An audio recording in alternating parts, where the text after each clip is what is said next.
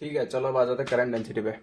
Current density, अगर कोई पूछे करंट डेंसिटी क्या होता है तो simply current density is current per unit area.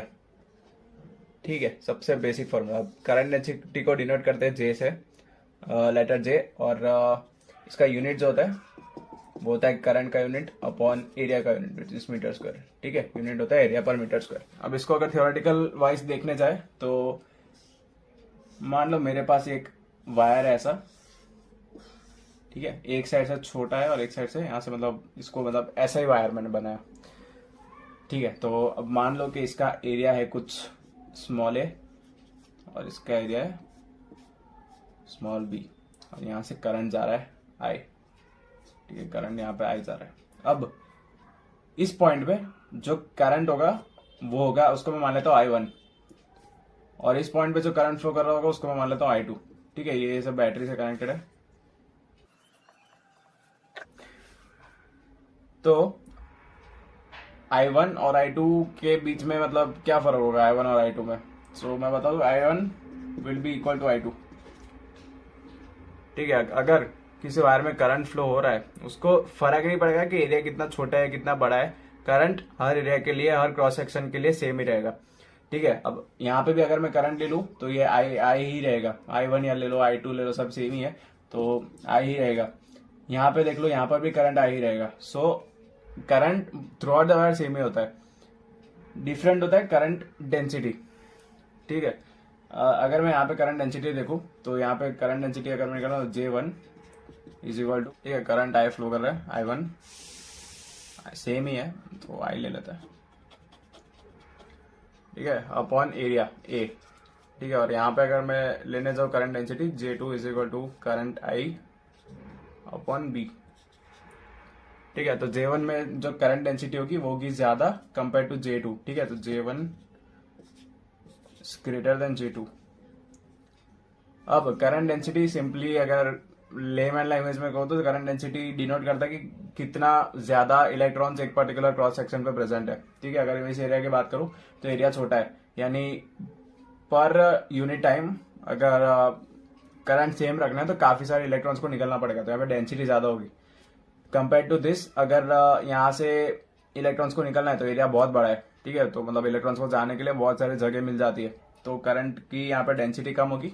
Therefore current density मतलब J1 की ज्यादा होगी compare to J2। That's how we calculate the current density. अब करंट डेंसिटी का बेसिक फॉर्मूला तो हो गया ये अपना। ठीक है, अब अगर इसको वेक्टर फॉर्म में देखे तो करंट, ठीक है, अगर मैं मान लू अगर कोई क्रॉस सेक्शन दिया है मैंने ऐसा क्रॉस, और करंट यहाँ से निकल रहा है इस डायरेक्शन में आई। ठीक है, और मैंने पूछा है इसका एरिया है ए और करंट यहाँ से आई निकल रहा है, तो मेरे को बताओ कि इसका करंट डेंसिटी कितनी होगी। निकालना चाहो तो J is equal to I upon A करोगे तो ये हो जाएगा गलत, क्योंकि एरिया वेक्टर अगर निकालो, एरिया क्या होता है, अब इसमें एक चीज होती है कि करंट जो J is equal to I upon A होता है, उसमें जो ए होता है, ठीक है, this must be perpendicular to the surface. ठीक है, ये होती है कंडीशन। अब इस केस में अगर मेरे को J निकालना है तो सबसे पहले मैं एरिया के परपेंडिकुलर एक वेक्टर निकालूंगा। ठीक है, इसको मैं बोलूंगा एरिया वेक्टर ए। ठीक है, और इन दोनों के बीच का एंगल जो होगा थीटा। ठीक है, मतलब बीच बीच वाले एंगल को मैं थीटा मान लेता हूँ। तो फाइनली अगर जो J निकलेगा वो होगा इसका vector form which is I upon A cos theta. ये चीज याद रखना। ठीक है, अगर कई बार क्वेश्चंस में क्या करते हैं वो लोग डायरेक्टली नहीं देंगे कि करंट यहाँ जा रहा है, एरिया यहाँ पे जा रहा है, वो तुमको टेढ़ा एरिया, मतलब टेढ़ा ऐसा सरफेस देंगे और करंट की डायरेक्शन ऐसे दिखा के तुमको पूछेंगे कि बताओ इसमें करंट डेंसिटी क्या होगी। तो तुम पहले एरिया वेक्टर नॉर्मल लो और उसका एंगल देखो विद दी करंट। ठीक है, दोनों के बीच में जो एंगल बन रहा है उसको इस फॉर्मूला में डालो और फिर J की वैल्यू निकल जाएगी। सो ये हो गया बेसिक दो फॉर्मूलाज, बट इसको थोड़ा और अगर मॉडिफाई करने जाओ तो ये भी निकलता है J is equal to, so ये हो गया I is equal to J A cos theta. ठीक है, therefore I is equal to J dot A. ठीक है, J और J वेक्टर और ए वेक्टर का डॉट प्रोडक्ट अगर करोगे तो करंट निकलता है। सो ये एक और फॉर्मूला आ गया। ठीक है, तो basic formula J is equal to I upon A, अगर वेक्टर वगैरह पूछ रहे तो J is equal to I upon A cos theta, और इसी को ही मॉडिफाई करके I is equal to J dot है। ये तो इतना कुछ खास है नहीं, मेन ये दोनों चीज याद रखना, मेनली तो ये याद रखना, ये अगर याद होगा तो कर लोगे तुम क्वेश्चन, ठीक है।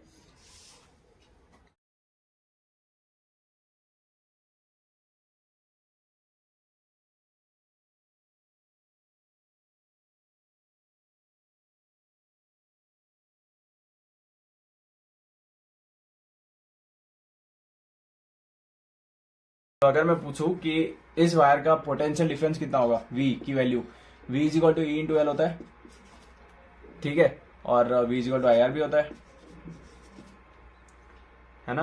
तो अगर V is equal to E L है, V is equal to I R है, तो मैं अगर दोनों को इक्वेट करूं तो गलत नहीं होगा, E into L is equal to I into R, ठीक है। और आर का एक और फॉर्मूला पता है, R is equal to rho L by A, तो E into L I into rho into L by A. अब लेंथ है ये एल इस वायर की, एरिया है ये क्रॉस सेक्शन एरिया, ठीक है। आई होता है अपना करंट जो फ्लो कर रहा है, एल फिर से अपनी लेंथ हो गया, और ई हो गया अपना इलेक्ट्रिक फील्ड जो फ्लो कर रहा है, ठीक है। अब यहाँ पे एल और एल कट हो जाएगा, ठीक है, तो अपने पास आया E is equal to I rho by ए।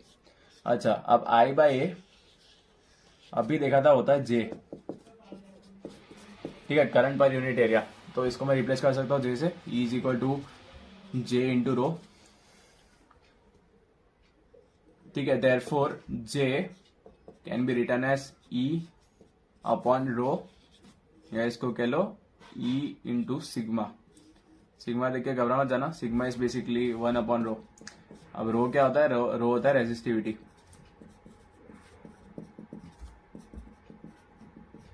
ठीक है, रो होता है रेजिस्टिविटी, तो रेजिस्टिविटी का रेसिप्रोकल अगर कर दो तो तुमको मिल जाता है कंडक्टिविटी, डिनोट कर ले कंडक्टिविटी को, ठीक है। तो ये बेसिकली हो गया, जे इज इक्वल टू अपन रो लिख लो या ई इंटू सिग्मा लिख लो, सो ये हो गया अपना जे का एक और फॉर्मूला।